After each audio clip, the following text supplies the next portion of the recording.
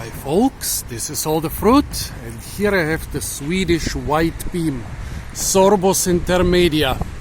A really impressive tree, but after 3 years of drought, like many other trees, it's less impressive than it used to be. Well, not many leaves this year, very few fruit, and even the flowering was more or less okayish in spring, but not many fruit. I'm used to having tons and tons of fruit on many species here in Germany, but after 3 years of drought, even when the last weeks and months were quite moist, still the trees are so stressed that they have almost no fruit. Look at what it's left from last year. All this stuff here, this whole layer of fruit from last year, and it continues here and here and here, everywhere. Tens of thousands, hundreds of thousands of fruit underneath this tree. Look at it, they were everywhere. But this year you can find some fruit from this year which have been shed prematurely, but almost no mature fruit. What a pity, because it's a really beautiful tree.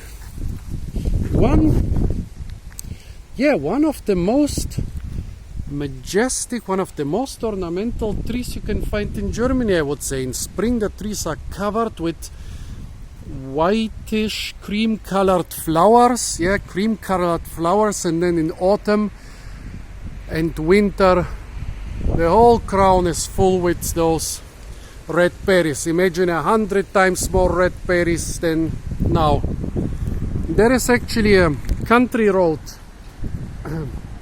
well, quite far away from here, with thousands of those trees, and it's incredible driving this country road in spring when they are in flower, and even more incredible driving it in late autumn or in winter when you are surrounded by like a kilometer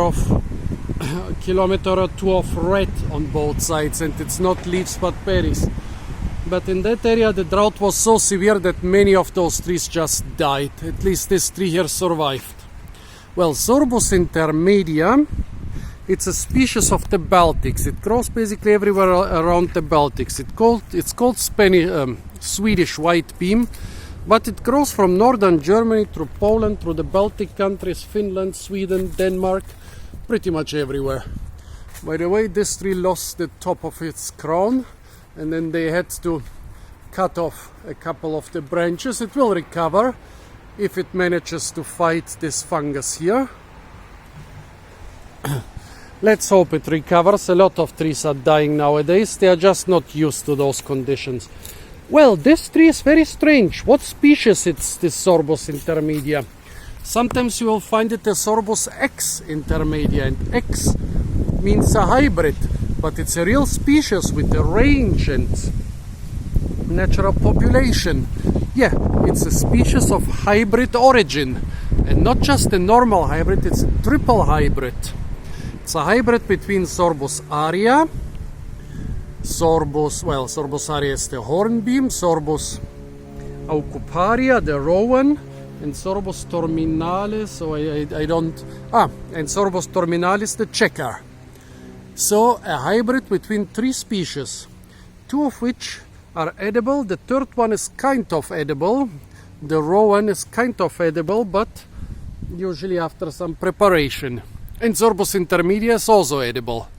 And actually it was quite an important source of food, especially in times of famine. And some of those poor villages in Scandinavia and the Baltics and Poland, for them there was always famine, more or less. Well, imagine if you can collect like 100 kilograms of those fruit from one tree, and you have many trees in the garden or in the forest. Taste-wise,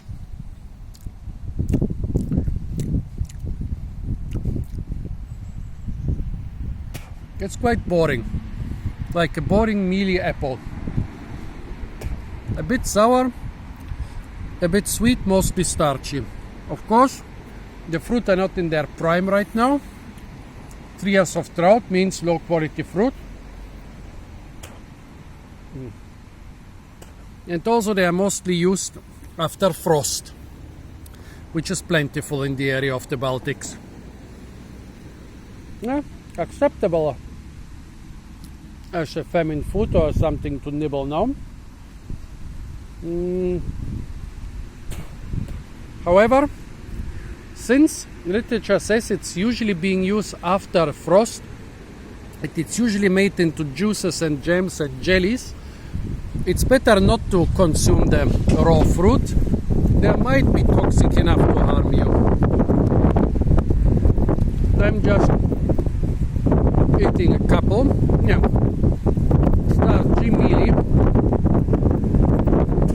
The German word for the parent Sorbus aria is mehlbeere or flower berry. And this is Swedish mehlbeere or the Swedish flower berry. It's referring to the fact that from those mealy fruit, look at the, I can see the grains of starch. They are shining at me like the grains of starch you see in a potato or sweet potato. Can you see them? I hope you can see them on the video. I can see them in real life. Single grains of starch in the orange flesh, which are shining at you. Well, can you imagine the stuff? You can use it to stretch, to make your flour last longer, to have bread for a couple weeks longer in winter and spring. It's a very useful plant,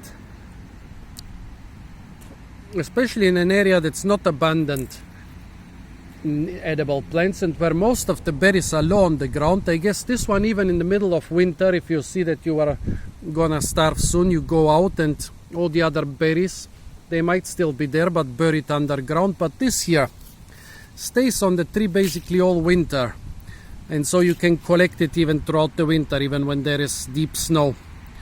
And yeah, make it into jams, jellies, and make your flour last longer. I guess this has saved many people from starvation.